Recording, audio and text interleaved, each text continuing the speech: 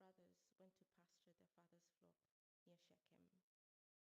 And Israel said to Joseph, "Are not your brothers pasturing flock at Shechem?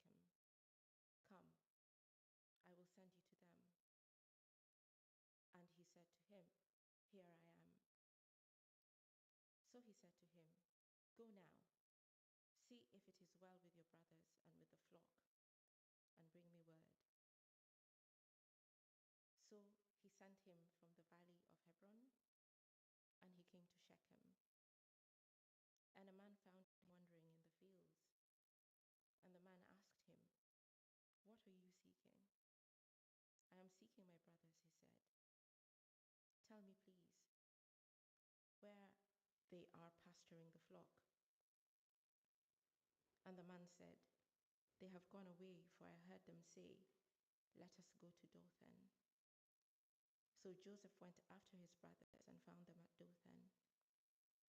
They saw him from afar, and before he came near to them, they conspired against him to kill him. They said to one another, "Here comes this dreamer. Come now, let us kill him and throw him into one of the pits. Then we will say that a fierce animal has devoured him, and we will see what will become of these dreams."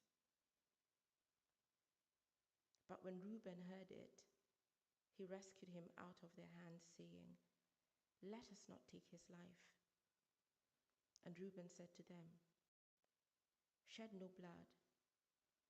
Throw him into this pit here in the wilderness, but do not lay a hand on him, that he might rescue him out of their hand to restore him to his father."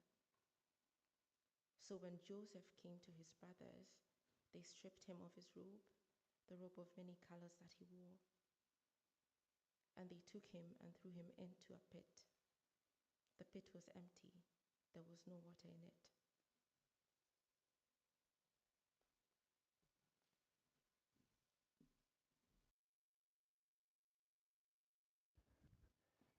Thanks, Akimi. We're going to carry straight on from where we were, so verse 24, I think it is. 25. Then they sat down to eat, and looking up, they saw a caravan of Ishmaelites coming from Gilead with their camels bearing gum, balm, and myrrh on their way to carry it down to Egypt. Then Judah said to his brothers, "What profit is it if we kill our brother and conceal his blood? Come, let us sell him to the Ishmaelites, and let not our hand be upon him, for he is our brother, our own flesh." And his brothers listened to him. Then Midianite traders passed by, and they drew Joseph up and lifted him out of the pit and sold him to the Ishmaelites for 20 shekels of silver. They took Joseph to Egypt. When Reuben returned to the pit and saw that Joseph was not in the pit, he tore his clothes and returned to his brothers and said, "The boy is gone, and I, where shall I go?" Then they took Joseph's robe and slaughtered a goat and dipped the robe in the blood. And they sent the robe of many colors and brought it to their father and said, "This we have found. Please identify whether it is your son's robe or not." He identified it and said, "It is my son's robe. A fierce animal has devoured him. Joseph is without doubt torn to pieces." Then Jacob tore his garments and put sackcloth on his loins and mourned for his son for many days. All his sons and all his daughters rose up to comfort him, but he refused to be comforted and said, "No, I shall go down to Sheol to my son mourning." Thus his father wept for him. Meanwhile, the Midianites had sold him in Egypt to Potiphar, an officer of Pharaoh, the captain of the guard. It'd be a help to me if you keep that open, and there's some headings as well. We're doing this little series, which we're calling, I'm struggling with this clicker. This is my secret signal when I need a new slide, so I'll do this. So can we have next slide? We're looking at a series called Where is God in a Messed Up World? It's going to take us all the way through the story of Joseph. We're in the final section of Genesis, and in particular, we're going to be thinking about where is God in a brutal crime? So this is probably the most famous public brutal crime of recent years. In fact, it's the one where, if you were alive in 2001, most of us will remember exactly where we were when we heard about this, the 9/11 disaster. And immediately after it happened, one writer wrote this: suppose there was someone who could control the wind, the rain, and the lightning, and suppose he governed all these things, and suppose that he allowed thousands of men and women and babies to be crushed, shapeless. What would we think of such a savage? And yet, Christians tell us, this precisely describes their God. When bad things happen and when they're brutal, especially when it's on a massive scale like 9/11, or even when it's actually on a personal scale in our own lives or in the lives of those around us, are we really going to say that God is in control of these kinds of events? Or even, and this is what the passage that we're looking at today says, or this section of Genesis rather, that at some level God even purposes these terrible events for good ends. Can I say that this whole issue, it's a very serious issue, God's relationship to human suffering, it's not just a theoretical issue, that's something to be debated in philosophical classrooms. This is an issue that matters for every single one of us in the room. I read recently that Kemi Badenoch, the leader of the opposition, she was brought up in the faith in Nigeria. She left it all behind precisely because of this question, the question of how can there be a God of love in the face of all the terrible evil we see in this world. For some, they come up to this question and then they leave the faith completely. That was Kemi Badenoch's experience. For others, there's a huge temptation actually towards bitterness when something terrible happens. One father has written this: on July the 4th, 1995, my multiply disabled son entered the world, and the world came crashing down around me and would soon include a deep and intense bitterness towards God. I never denied that God existed or that he's powerful. I just concluded that he's mean and capricious. And so whoever we are, we need to think this topic through. And I'm going to suggest today that we need to get the anchors in place before the storm hits. That's my prayer for today, that as a result of this time in this room, each of us would be better equipped with anchors in place for when those storms hit, and they will hit. In this section of the Bible, we're looking at the life of Joseph. It's filled, and I said this last week as I was introducing it, with all kinds of horrors, horrific sin and suffering and injustice. You get to the end of the section in chapter 50, and this was our theme verse at the beginning of the service, we see Joseph, who looks back on this whole section, and particularly he looks back on the events of today's chapter, this brutal crime, and it's on the front of your sheets. It's chapter 50, verse 20. It's also on the screens, and he says, as for you, you meant evil against me, but God meant it for good, to bring it about that many people should be kept alive as they are today. We've had that repeated. I'm hoping, actually, that we'll get so used to this that it will become a sort of memory verse, and we'll be able to carry it with it. It's an amazing verse. And it's a reflection from this guy, Joseph, who really knew suffering and who really knew his God. And it's a reflection over a life, reflecting on these things, on how these two realities exist together. And I just notice first that the language of evil that we get in that verse. Did you notice it? You meant evil. And I want to pick that out because there is a movement in our society to reduce everything down to merely medical or therapeutic explanations. So the most that we could say about a behavior is that was an antisocial behavior, or it's part of a dysfunction, or it's a disorder. The Bible, on the other hand, recognizes there is such a thing as right and wrong, and there is therefore such a thing as human evil, and therefore it just names it. You meant evil against me. And yet, did you notice that God didn't just allow this evil and then try his best to do something good out of what happened? You know, you imagine the master chess player trying to respond as best he can to what's thrown at him and try and get round it.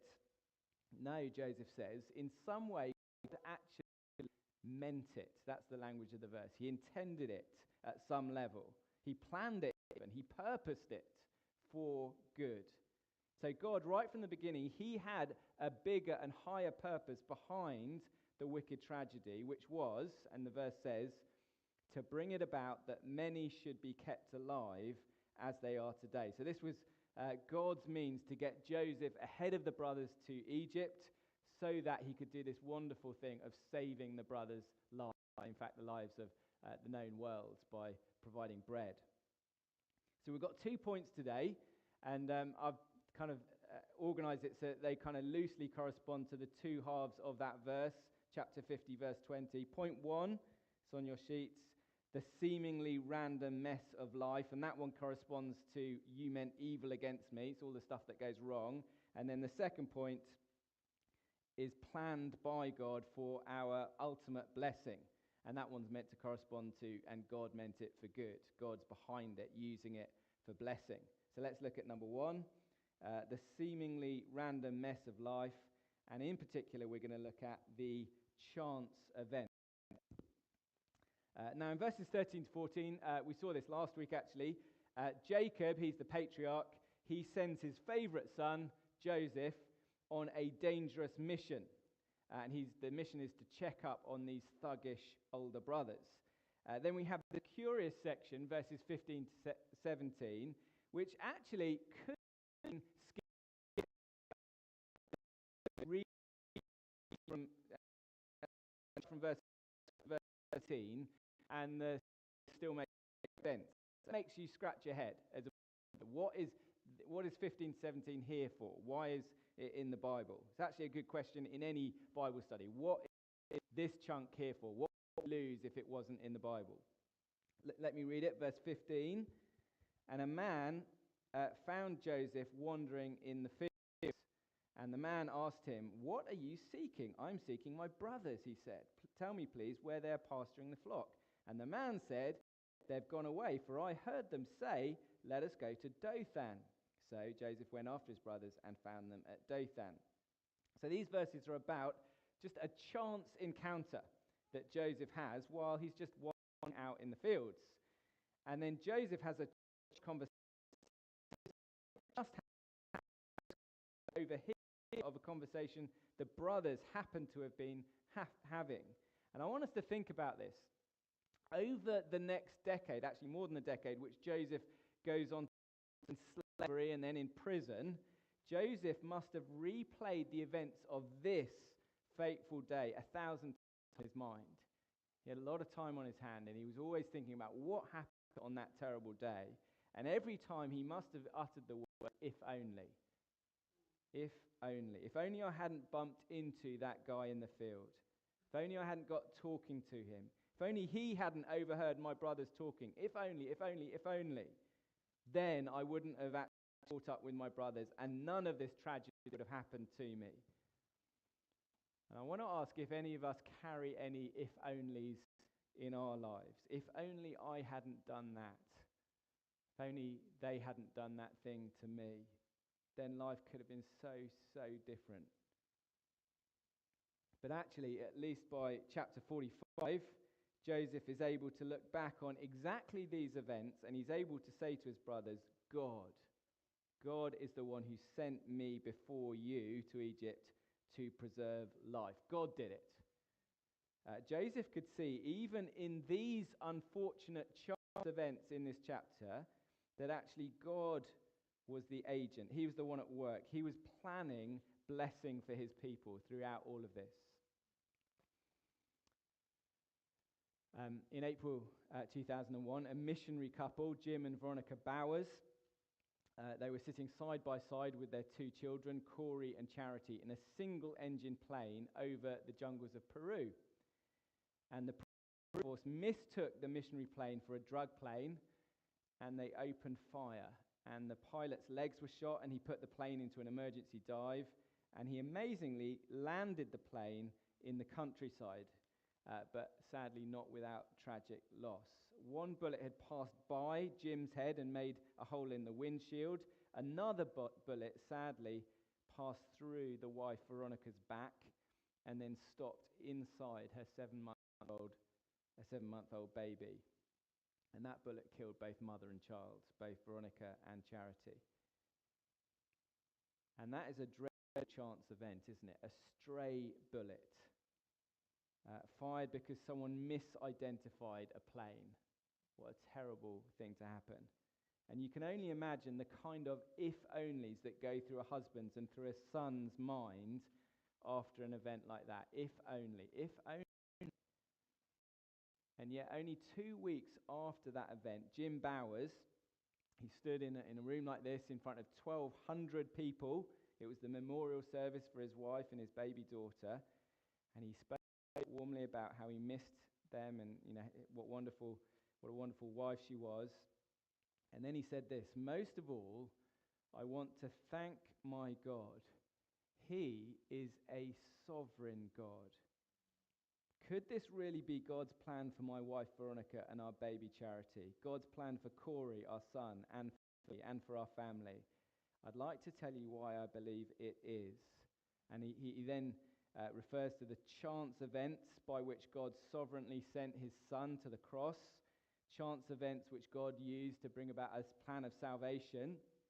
And the most phrase he used was this: Veronica and Charity were instantly by the same bullet. That was a sovereign bullet. I want us just to consider what is happening there. How is it that a husband and a father can speak that way about such a tragic and seemingly chaotic event? Does he know why God ordained for this to happen? Of course not. Does he know what good God might ultimately get out of the event? No, he doesn't. But he does know, especially actually because of the cross of Jesus, of a God. And he knows about a God who is sovereign and in control over even chance events, even stray bullets. And so he knows that in the midst of all the pain, there is a God he can trust, even in the midst of the horror. And so I want to suggest, if we are carrying around our own if-onlys, and there'll be lots in this room, can I suggest and encourage this perspective? This is the comfort that can come to us if we get in step with reality. We know this true God, the one who is both good and sovereign, and therefore one we can in and trust even in the difficulties.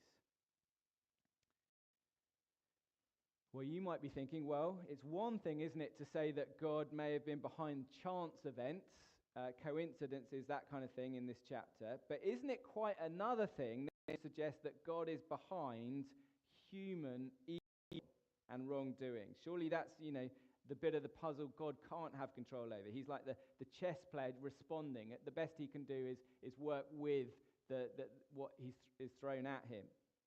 And that's the question we're going to consider next. And what these brothers do in this passage is definitely a wicked thing. You see it in verse 18. Their initial plan is murder, fratricide, murder of a brother. And it's only because they're convinced that there's more money in it for them in selling him, that's verse 26, that they end up handing him over to a band of human traffickers for 20 pieces of silver, there in verse 28. So it's a catalogue of human wickedness. And the ugliness of the crime is underlined by the most repeated word in the chapter. It's the word brother. 21 times in this chapter. Brother, brother, brother, brother. And every time we hear it, it reminds us that what should be a bond of love and protection has been utterly violated. The very ones who should have been caring for him have gone out and abused him. Laura, our ministry trainee, she shared with me last week that this passage has had a particular resonance for her family, especially her father. Her father came out of a Muslim background in Egypt, came to Christian faith. It was his family who betrayed him to the authorities, and it led to him being imprisoned for faith. His own brothers. And this has been very special to him. And maybe you know something of that pain in your own life, what it is to be betrayed by family. And it seems there are at least two obvious motivations which draw these brothers. Other hatred, as if we said last week, they want to get rid of him. And the other obvious one is greed. They definitely love money, and they welcome the chance to make a bit of cash out of this situation. But strikingly, and we touched on this last week as well, there's another evil motive which drives these brothers. And that is not brother hatred, but God hatred. And we learnt last week that God has declared a purpose through two dreams that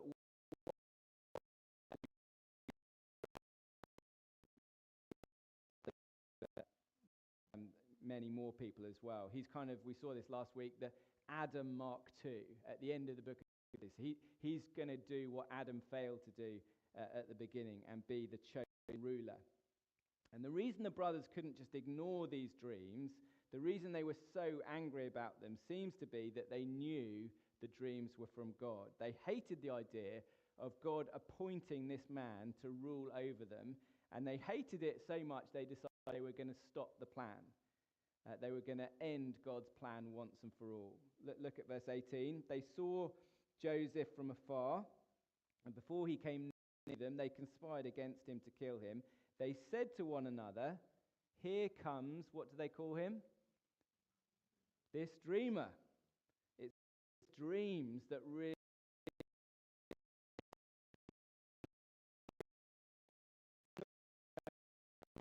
this animal devoured him. Then we see what becomes of his dreams. You know, this the villainous thing. We will put an end to these terrible, ideas that God has put of this guy ruling. And I think there's something absurd here. Human beings, once they know that God has got a plan, to say, well, I know better than God, and I'm going to end God's plan. We're shaking our little puny fists at God, trying to stand against the purposes of Almighty God. It is absurd. And we saw this last week. This is the human condition. Psalm 2 says, "Why do the nations rage and the peoples plot in vain against the Lord and against his anointed?" That means his Messiah, his appointed ruler. And this is the Bible's description of what the human condition is: open defiance, treason against the Creator who gives us everything. And how then does God respond? Well, we saw this last week. One of the ways God responds is to this open treason. We saw last week is that he sends his chosen ruler, in this case Joseph, ultimately the greater Joseph, Jesus, we saw this, to willingly go after the ones who hate him. Here I am. But today's answer in our passage, how is God going to respond to this hatred against him, is that sometimes he demonstrates his wisdom and his power and his control by actually using his opponent's worst plans against them, or rather for him, in order to advance his own purpose.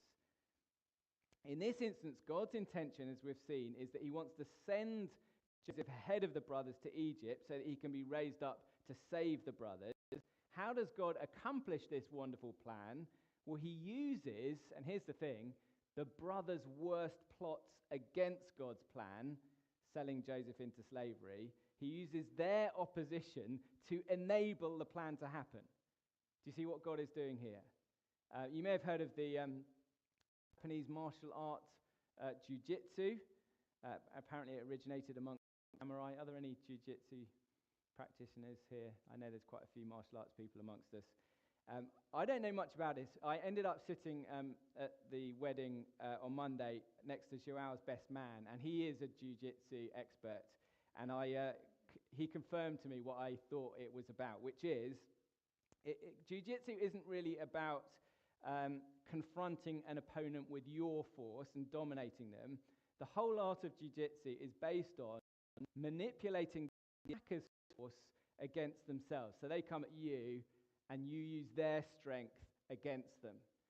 And this is kind of how God is acting here. God is demonstrating his wisdom, his power, and he's using it by using his opponent's best efforts against him, and then he uses that to accomplish his own victory. And the wonderful thing is that the victory is the salvation of the very ones who hate him. That is the kind of God we're working with here. We already thought last week about how Joseph's life, in so many ways, and this was in the children's talk, wasn't it? It points us forwards to the Lord Jesus, the greater Joseph to come. And this is another example, actually, of how Genesis is preparing us for what to expect when the Messiah comes. This is the way the opposition against Jesus is explained in Acts. This is the New Testament, Acts 4. The believers are gathered together, they're addressing God in prayer, and they say, "For truly in this city there were gathered together against your holy servant Jesus, whom you anointed, both Herod and Pontius Pilate, along with the Gentiles and the peoples of Israel." So they're describing in prayer what is going on. There's a united, coordinated Jew-Gentile opposition to God. The nations are raging against God, as we tend to do. The enemies of God all pointing guns at God's king. And what do they achieve? Well, we read on. Gathered together to do whatever your hand and your plan had predestined to take place. Isn't that extraordinary? All they achieve, all their plots against Jesus and against his church, and they end up doing exactly what God had planned for them to do. They got Jesus crucified, and they unlocked the salvation of the world. That's what they achieved on that day. And so the cross shows us, doesn't it, that even the worst opposition to God's purposes is planned by God for his people's ultimate blessing. God is a jiu-jitsu specialist. We see this foreshadowed in the life of Joseph. We see it fulfilled in the cross of Jesus Christ. And actually this strategy is one that this pattern is one God uses over and over again. That's the reason they're praying here in Acts 4.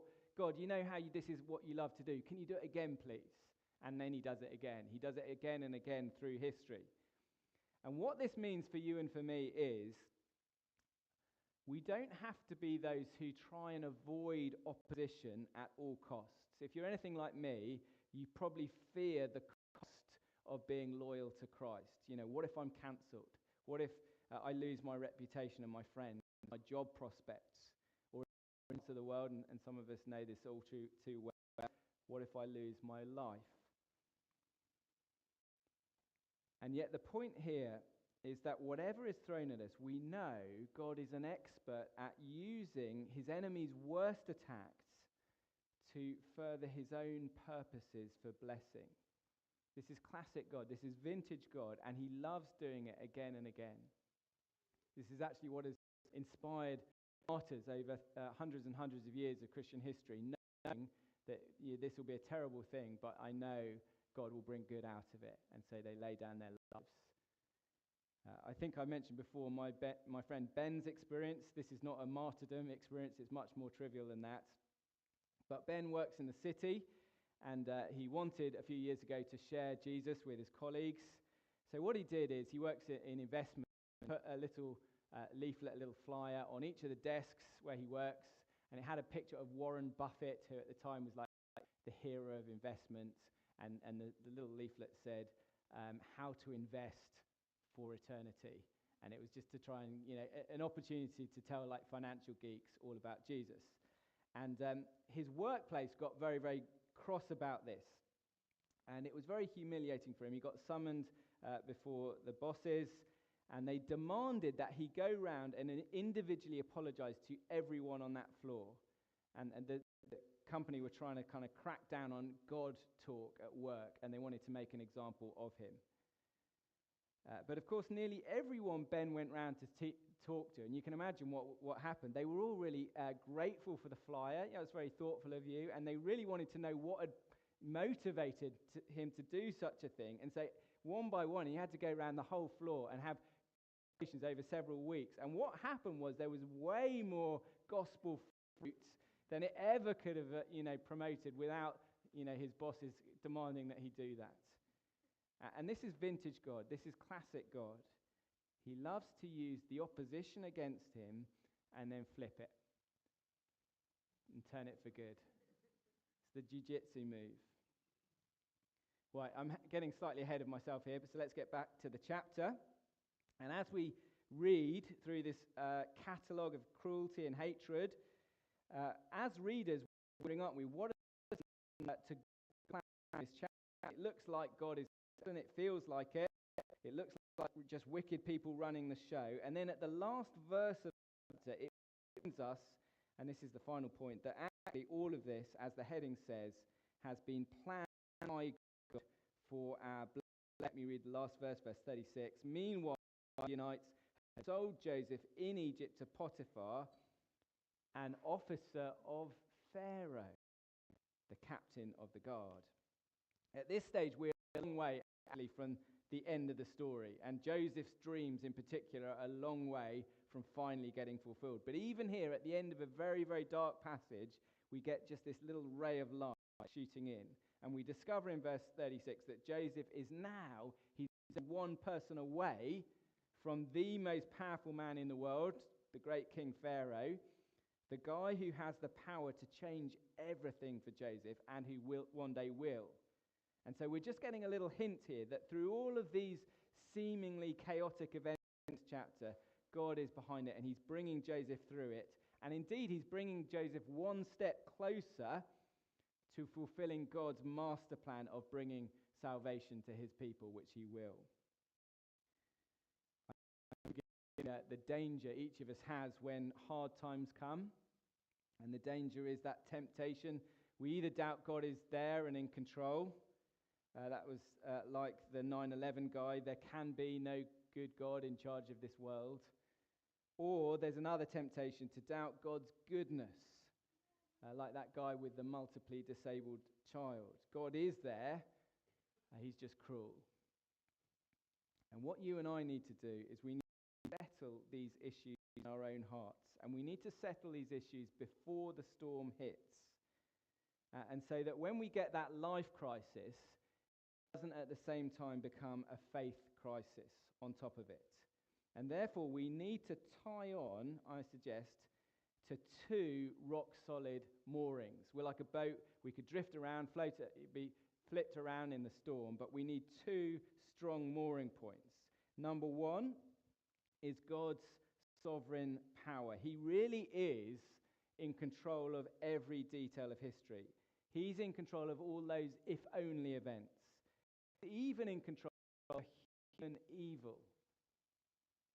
He's fully in charge. And also we need to tie on to this second mooring, which is God's goodness, his lavish kindness to his dear people. A goodness that means that even as these brothers are doing their worst, doing their utmost to oppose God, what's God doing? Well, he's working through it all to bless them. These thugs, the very people who hate him so much, all of this is for their benefit. God is a specialist, isn't he, of bringing good out of bad and bringing blessing out of cursing. Those who hate him get the benefit of this. Let me continue with a quote from John Knight. That was the guy at the beginning who entered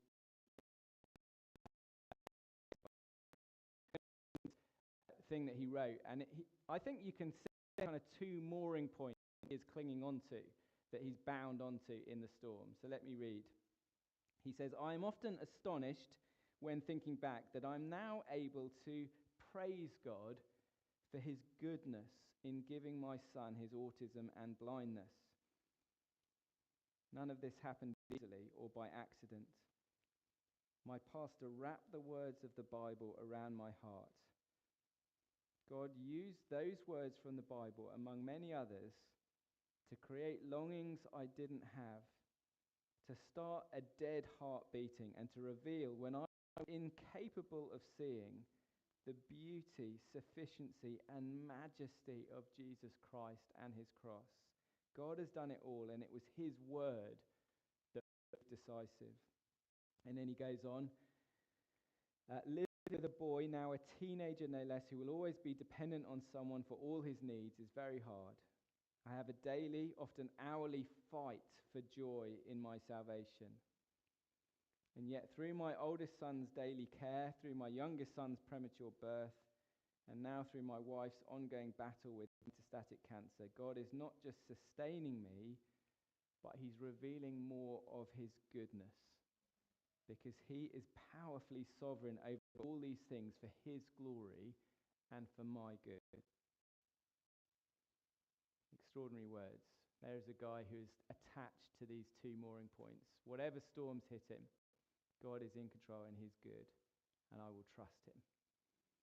I'm aware this isn't simply an emotive issue, but it's actually a very complex issue. And I want us to keep in mind what we saw at the beginning. There is such a thing as evil. There's more to say about this topic than just this chapter does. Bad things are not just good things looked at from a different angle. They are really evil. We don't have to pretend that, always look on the bright side, or every cloud has a silver lining, or something like that. We can say, no, that is a terrible, horrific evil, and we can name it as such. And actually the Bible has a bigger picture that acknowledges that suffering is actually only in this world because of the devil and because of human sin. Actually, that God's intention for the world is in eradication of all suffering and sin. This isn't just a good that we will learn to live with. It is a bad thing, and it will be eradicated. And actually, God entered into our suffering and absorbed it himself in order to secure this. So all those things are part of the full-orbed biblical picture, not just the truths of this passage. And what John Knight expresses for us here is the kind of strength and joy that comes from attaching ourselves to these mooring points. It comes from seeing that God is both powerful and good, and we need both those moorings securely in place. It's important to say that for Joseph, the clarity on what God was purposing through his suffering actually only came to Joseph in chapter 50, at the end of his story. Actually, that's the same for Job in the Bible. You might know the story of Job, who suffered terribly. Job didn't know what was going on in his story. We as readers know more than he does. It's similar actually in Christ's story. It was only after Christ's resurrection that the disciples started to realize what God was actually doing and what the cross had achieved. It happens at the end of the story. And the reality is that you and I, we live our lives, again, but in the middle. And God may occasionally give those glimpses of what he's up to in our lives. But mainly we will have no, and we will understand what he's up to right at the end. And the point is that we are given these kind of accounts, the account of Joseph, the account of Job, the account of Jesus, so that we can understand the seemingly random mess of life, all the chance events, all the human evil. It is all planned by a good God for ultimate blessing. And what that means is we will still have questions. We'll still have lots of pain and confusion along the way. But the difference is that we know there is a God we can trust in the midst of it, and we can go to him, and we can look forward to the end of the story and trust him throughout. I'm going to leave a time of quiet, and I'd love for each of us to use the time to come before God. Maybe you've got an if only. Maybe this has been a painful talk for you because of some things in your life. Why not come honestly and tell him what you're feeling and ask for his help to put these mooring points in place. And then we'll have